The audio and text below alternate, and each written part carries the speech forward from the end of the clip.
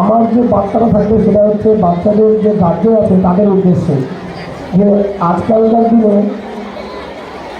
বাচ্চারা কিন্তু মাঠমুখী নয়, তারা বেশিরভাগই মোবাইলমুখী বা ল্যাপটপমুখী। তারা অলওয়েজ একটু সুযোগ পেলেই মোবাইল দেখার চেষ্টা করে, ল্যাপটপ দেখার চেষ্টা করে। এবং আমি নিজে মাঠে যাই এবং অনেক গার্জেনই তাদের ছেলে মেয়েদেরকে জোর করে মাঠে নিয়ে আসে যে 2 ঘন্টা তুই মাঠে থাক।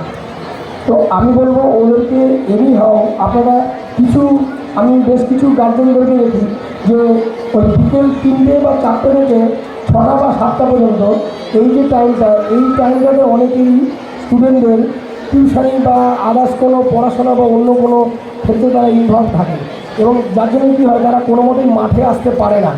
তো আপনারা একটু চেষ্টা করবেন যে অন্তত বিকেলে 2 ঘন্টা যেন ওরা মাঠে আসতে পারে, অন্তত 2 ঘন্টা যেন ওদের খেলাধুলা বা মাঠে আসার জন্য টাইম দেওয়া হয়। এতে কী হবে, ওদের যে মাঠের প্রতি একটা আকর্ষণ সেটা দিন দিন যেন কমে যাচ্ছে সেটা কিন্তু থাকবে। যারা আজকে মাঠে আসে তাদের কিন্তু মাঠে আসার নেশা আছে, কিন্তু যারা মাঠে আসে না তারা কিন্তু মাঠে আসতে চায় না। তাই আপনাদের কাছে গার্জেনদের কাছে আমার রিকোয়েস্ট যে আপনারা বাচ্চাদেরকে মাঠে আসার জন্য অন্তত বিকেলে 2 ঘন্টা সময় ওদের জন্য ফাঁকা রাখুন, যে ওরা যেন ওই টাইমটাতে মাঠে আসতে পারে।